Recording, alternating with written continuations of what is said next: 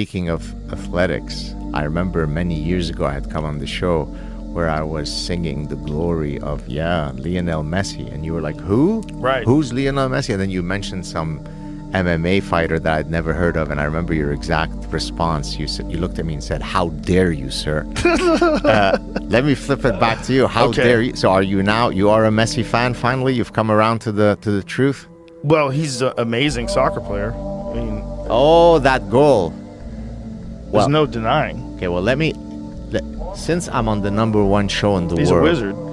Didn't they offer him like some fucking insane amount of money and he just said no? Saudi Arabia. How much they offer? A different guy just got offered $1 billion for 1 year. Yeah, Mbappe. What? Mbappe. What? $1 billion for a year? Well, 330 of that is so that he can transfer to the team, and then 771 is for his services to play soccer for a year. They're buying everybody, the Saudis. And Jesus. LeBron said if they offered him, he'd take off. They have so much money. But let me tell you something. LeBron will become Saudi Arabian king. He'll be the king of basketball over there. That's right. What? That is so crazy. Yeah. The December 18th, 2022 World Cup final. You talk about the power, the emotional power of sports, right?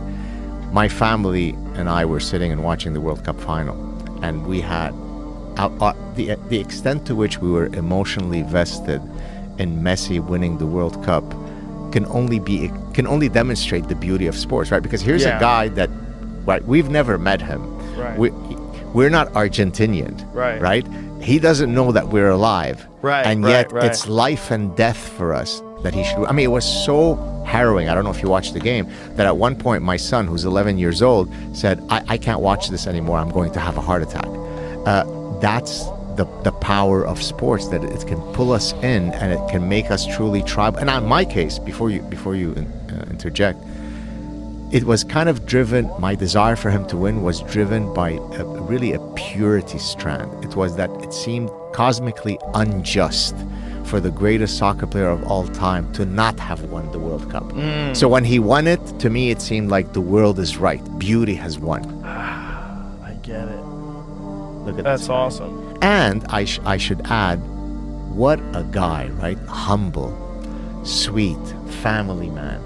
What's fascinating to me is, as happy as they are, the people on the other team that were rooting for their team, they're devastated right now. Yeah.